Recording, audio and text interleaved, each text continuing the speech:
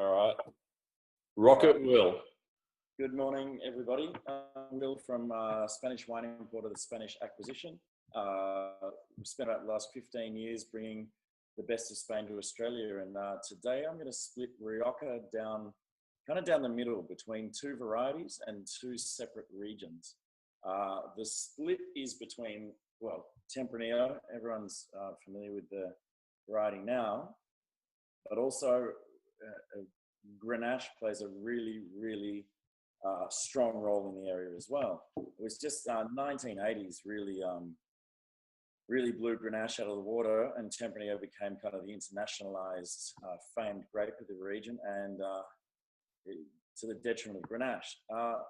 Rioja is made of three different, the government throw three different labels on three different parts of Rioja. It's quite a big region. You've got Rioja Alta, Alavesa, and Baja.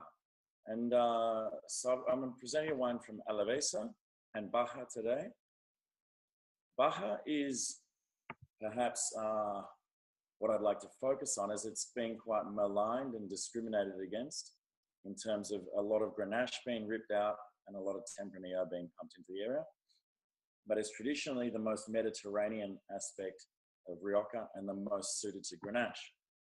So it's a lot of people, the word Baja means lower in Spanish, and then you've got Alta. So people tie Alta and Baja with quality, but it's not the case.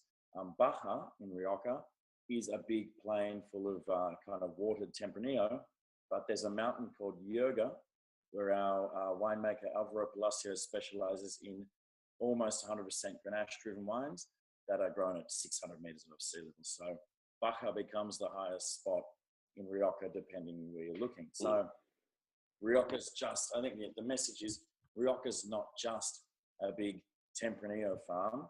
It's really, there's a lot of sub-regional variation and varietal variation too. There's even some Mazuelo in there, which is Carignan, and which is found in a lot of blends. But people just talk about Tempranillo, and I'd like to kind of change that by presenting. The first wine today is from famed winemaker Alvaro Palacios. He makes wine across three different regions in Spain, but his Rioja is his birthplace and his father's winery that he inherited, which was planted, La Montesa vineyard was planted in the 80s to just about all Grenache. There is some purchased Tempranillo from old family friends, really trusted growers, all organic, in limestone and clay soils. It's last year Alvaro was actually out visiting us and taking us through the wines of his three different regions. He was awarded Decanter's Wine Man of the Year and is Spain's premier modern wine producer. La Montesa is 85% Grenache, or Garnacha, you would say in Spanish, and 15% Tempranillo.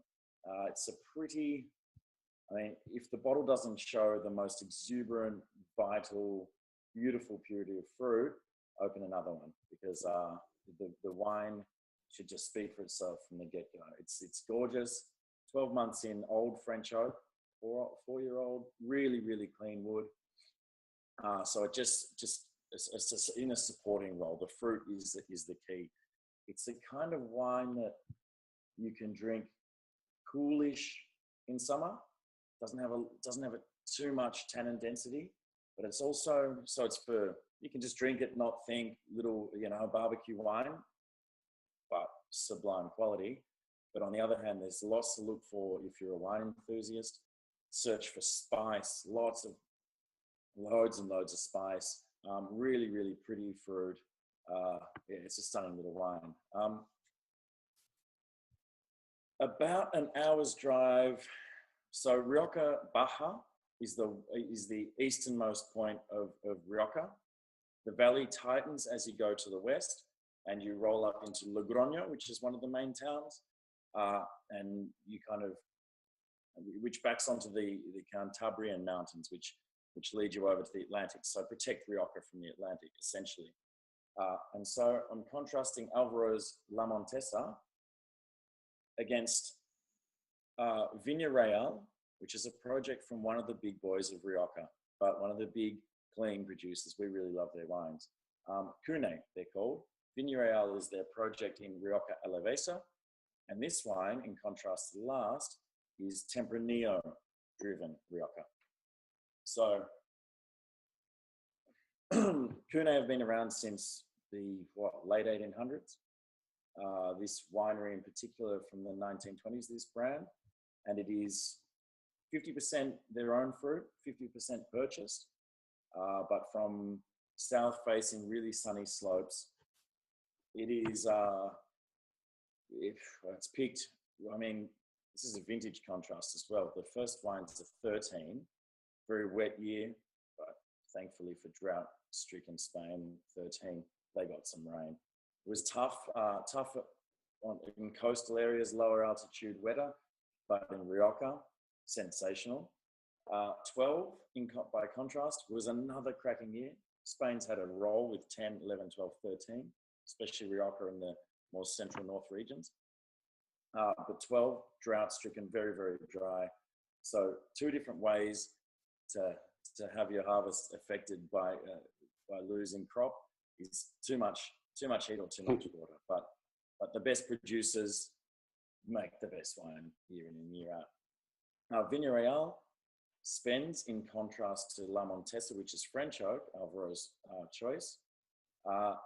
Cune feels that little bit more traditional in the fact that it uses American oak. So 13, 14 months in American oak.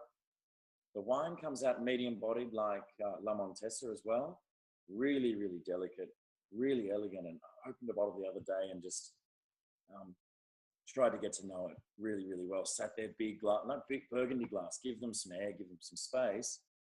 And the wine looks like really pretty delicate Nebbiolo, the Italian variety. Dried raspberry, just a little bit of kind of woody barrel spice and medium-bodied maximum. Another wine, don't serve it too warm, a little bit cool, summer.